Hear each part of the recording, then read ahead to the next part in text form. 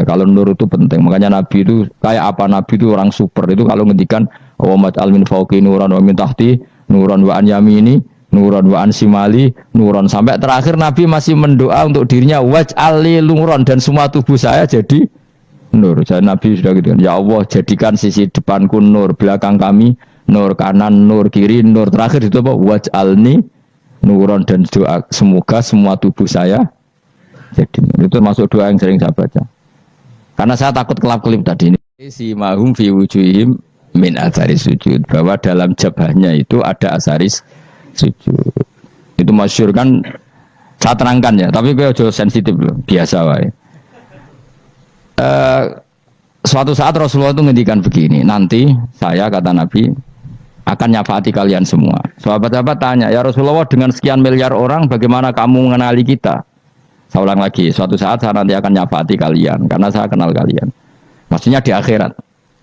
Ya Allah, di akhirat. Terus sahabat tanya, ya Rasulullah, bagaimana engkau mengenali kita sementara nanti di akhirat bermiliar-miliar orang gitu.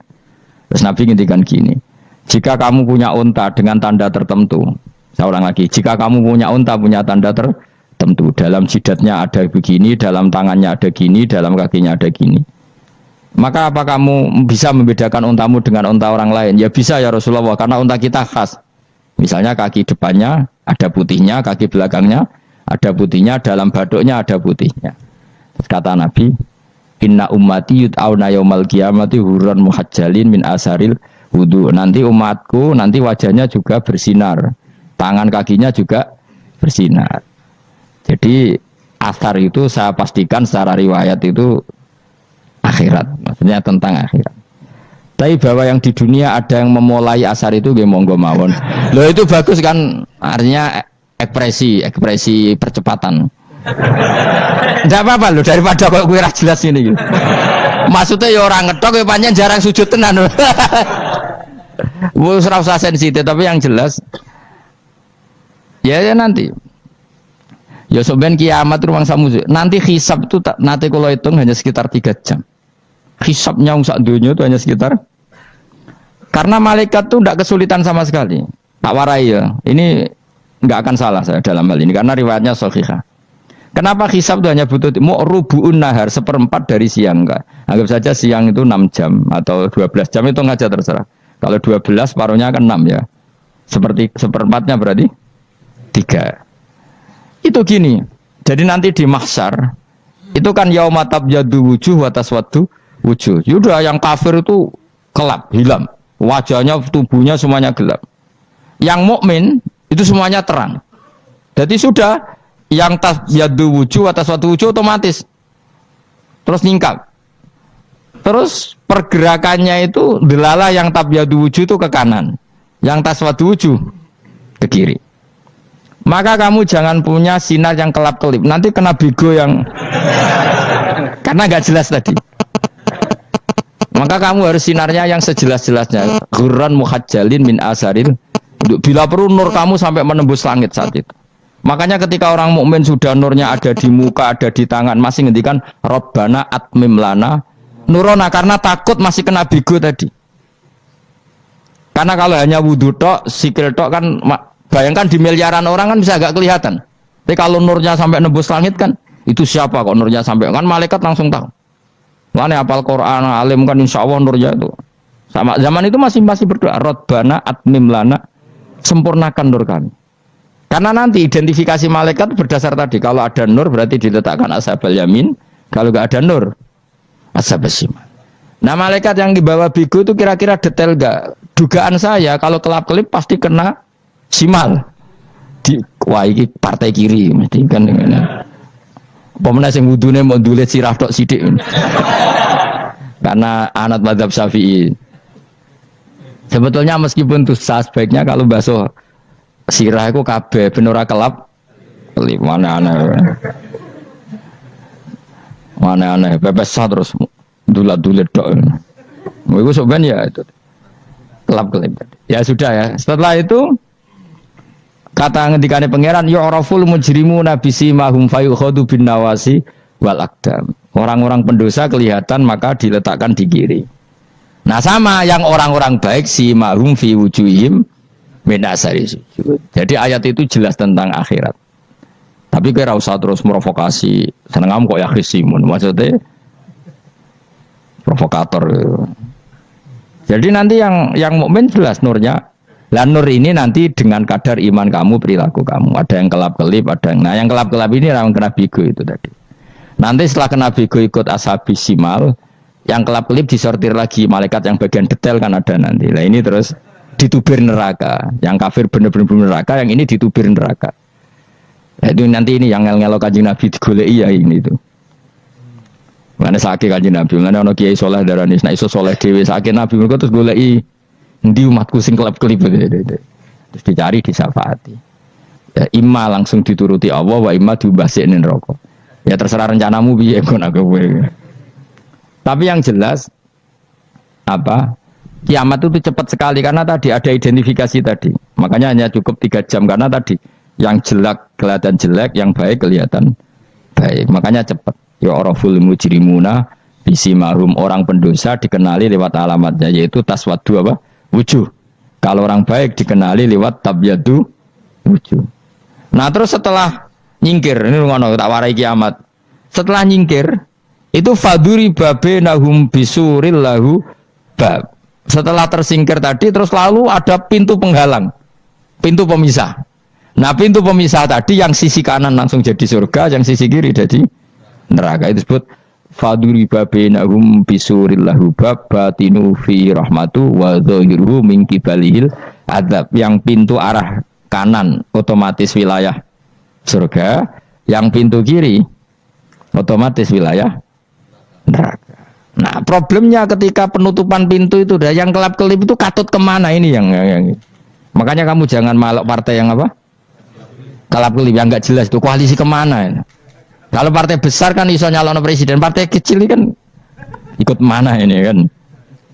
Sing sak ngisore 1%, 2% ini kan repot.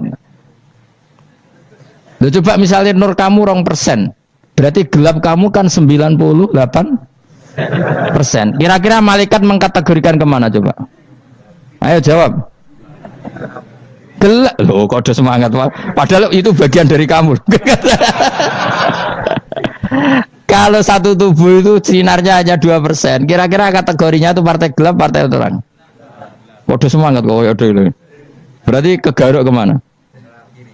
Kiri. Tapi bisa saja malaikat cara berpikir gini. Tapi kok ada cahayanya ya? Padahal kata Allah yang bercahaya ashabul yamin. Kan nggak ada bilang cahaya terang. Bisa saja malaikat alhamdulillah berpikir begitu. Ya nanti kita rayu saja supaya berpikir ini kan yang penting ada cahaya. Kan Allah tidak bilang terang apa kelap-kelip. Ya mungkin saja asal ada cahaya dikategorikan lahu nur, punya apa? Nur. Tapi yang jelas saat itu pun yang sudah punya cahaya masih berdoa Rabbana atsmim lana nurona. Ya Allah saya mohon sekali nur-nur kami sempurnakan. Jadi ini saya bantu teman-teman yang hafid-hafid supaya tahu maknanya ya. Dan yang enggak hafid ya dengar ya. Kalau nur itu penting. Makanya Nabi itu kayak apa? Nabi itu orang super. Itu kalau ngendikan wa maj'al min fawqi nuran wa min tahti nuran wa an yamini nuran wa an simali nuran, sampai terakhir Nabi masih mendoa untuk dirinya waj'al li nuran, dan semua tubuh saya jadi nur. Jadi Nabi sudah gitu kan, ya Allah jadikan sisi depanku nur, belakang kami nur, kanan nur, kiri nur, terakhir itu apa? Waj'alni nuran, dan doa semoga semua tubuh saya jadi nur. Itu termasuk doa yang sering saya baca. Karena saya takut kelap-kelip tadi, ini bahaya ini kalau malaikat. Saya tidak tahu cara berpikir malaikat tadi. Apa ngitung 98% maka dikategorikan apa? Gelap. Apa dihitung nurnya saja? Wong instruksinya Allah kan yang ada nur ashabul yamin. Meskipun kelap-kelip kan punya nur. Saya tidak tahu nanti ikut 2% ikut mana kalau di partai koalisi. Ya ikut yang menang biasanya, ikut yang apa? Ya paham ya, makanya saya mohon. Kalau wudhu itu usahakan sempurna, terutama wudhu sholat. Kalau nggak wudhu sholat itu sebaiknya nggak sempurna, supaya ada bedanya wudhu sholat sama wudhu tidak sholat. Rasulullah itu masyhur gitu ya. Rasulullah itu kadang tawaddu wudhu'an khafifan, wudhu yang sederhana, yaitu hanya sekali-sekali dan tidak sempurna. Ketika ditanya as-sholat ya Rasulullah, tidak. Misalnya saya habis makan, Mau tidur biasanya ya wudu, tapi tentu tidak perlu sesempurna kayak wudu sholat, biar ada bedanya. Rasulullah juga gitu, beberapa kali beliau wudu, tapi tidak sesempurna wudunya untuk sholat. Masyhur itu di riwayat tawaddu wudu'an khafifan duna wudu'ihi lis sholat. Tapi kalau wudu untuk sholat asbaghal wudu, menyempurnakan wudu. Jadi supaya ada bedanya wudu sholat dan wudu tidak sholat. Nah, saya gak wong ora iso ngaji podo kabeh. Abu Bakar ya gitu. Ana wong poso sunat kok nyediakno buka dimarahin. Istrinya pernah nyediakan buka beliau untuk puasa sunat. Itu embernya dipecahi Abu Bakar. Ditanya, kenapa gitu? Apakah kamu akan menyaingi Ramadan? Jadi gak boleh memperlakukan puasa sunat kayak Ramadan. Ya biasa saja kalau puasa sunat tuh apa buka kolak apa Ramadannya ya iri tuh, ini gimana kok saya disaingi ini. Jadi KB itu ada proporsinya, ada apa? Makanya megang Quran ya wudu, megang wudu. Nah, KB gitaran terus wudu, pengiran tersinggung. Piye kok menjegal gitar wudu? Jadi gak boleh kebaikan disaingi itu juga gak boleh. Bapak gue sergap wudu sampai nyekel gitar. Untuk Quran tersinggung, wah semen ibu gak semen kan. Malaikat panitia kan ya tersinggung. KB itu kan ada proporsinya apa? Ada proporsinya. Itu hebatnya Rasulullah. Jadi kalau beliau wudu, bahkan wudu itu wudu li sholat sama tidak sholat itu. Misalnya sholat sunat tuh kamu mampu ngadeg boleh nggak duduk? Boleh. Kalau sholat fardu nggak boleh, biar ada bedanya. Fardu itu spesial, nggak boleh, harus berdiri. Kalau sunat pun harus berdiri. Fardu tersinggung, iya sunat kok nyaingi aku kan gitu kayak. Ya makanya sholat fardu wajib berdiri ya. Sholat sunat boleh duduk meskipun mampu loh ya. Nggak boleh sama. Sholat sunat pun harus berdiri. Berarti ada sunat menyaingi fardu. Ya jelas ya. Jadi aturan main itu harus jelas. Nggak boleh. Makanya Abu Bakar itu nggak mau kalau ada orang puasa sunat kemudian apa? Abdullah bin Mas'ud lebih parah. Dia itu tukang nyuwepeng orang yang selalu sholat duha. Makanya saya itu duha itu jarang karena takut kena sweepingnya siapa? Abdullah bin Mas'ud. Itu ada orang khusyuk tiap hari duha di sweeping sama dia. Apakah kamu menjadikan sholat ini jadi fardu kok mbok lakoni bedino? Awas nang mbok lakoni bedino. Di era akhir duha dilakoni bedino. Perkara ini butuh duit. Itu kalau zaman Abdul Mas'ud kena sweeping apa? Karena berarti menandingi fardu. Yes, kira usah anut ilmu ku bahaya itu di sensitif. Cuma ini kan ilmu tetap tak utarakan. Biar kamu tahu, nggak boleh fardu disaingi itu nggak. Coba kan banyak ketentuannya tadi. Contoh paling gampang itu apa? Kalau sholat fardu boleh, nggak boleh apa? Duduk. Sholat sunat boleh duduk. Sholat sunat boleh di kendaraan sesuai jalannya kendaraan. Ayo nama tawajjah bi rohilatu. Kalau sholat fardu, kalau kamu naik unta harus turun untuk memastikan di kiblat. Jadi banyak sholat sunat kamu dalam keadaan najis sudah tidak boleh dilakukan. Kalau sholat fardu, karena saking pentingnya fardu, meskipun dalam keadaan najis ya menemukan alat sesuci harus tetap sholat. Jenenge sholat dihormatil waktu, karena nggak boleh fardu ditinggalkan. Meskipun nanti harus iadah, karena nggak boleh mengalahkan fardu meskipun itu oleh najis. Jadi misalnya kamu pergi hanya bawa satu celana, kemudian di terminal atau apa kena najis, kena uyah sampean misalnya. Kamu harus tetap wudu dan sholat karena nggak boleh fardu ditinggalkan meskipun nanti harus iadah karena sholat kamu tidak sempurna. Dalam keadaan celana kamu najis boleh nggak sholat sunat? Oh nggak boleh karena kalau fardu itu darurat memang suatu yang harus maka dilakukan. Tapi kalau kamu dalam keadaan nggak suci nggak boleh melakukan sholat apa? Sunat karena fardu itu spesial apa? Spesial. Bun kalau terus nanya. Wamtazil yauma ayyuhal mujrimun. Ya, jadi orang mujrimun harus terpisah dari orang apa? Mukmin. Dan yang keharusan itu ketika di surga. Tapi kalau di dunia ya boleh muamalah boleh. Ya muamalah yang halal maksudnya. Infaridu tegese misau sira kabeh ana mukminin sing pira-pira mukmin indaktilatihim. Nalikane campure kufar utawa al mujrimin bi iklan al mukminin. Utawa rujuke balik betul napa. Maksudnya rujuk itu awalnya kisah indaktilati mukminin bimkan kufar atau kufar yang mukminin. Alam ahad ilaikum ya bani Adam. Alam ahad ana ta ora merentano ingsun ilaikum maring sira kabeh. Amurkum tegese ana ta ora merentano ingsun kum ing sira kabeh ya bani Adam ya bani Adam. ala lisani rusuli ing atase lisane para utusan-utusan ingsun. Bukankah saya telah merintahkan kamu wahai Bani Adam Allah ta'budu setan. Yen to ora menghamba sira kabeh asetan ing setan. Ngendikane pangeran kowe ijek kanut setan cek nemen nih. Bukankah sudah saya perintahkan kamu tidak boleh diperbudak napa setan. Maknane la tutiu tegese aja taat sira kabeh ing setan. Inna sak temene setan laku maring sira kabeh aduun musuh mubinun kang jelas. Bayinul adawati banget musuhane.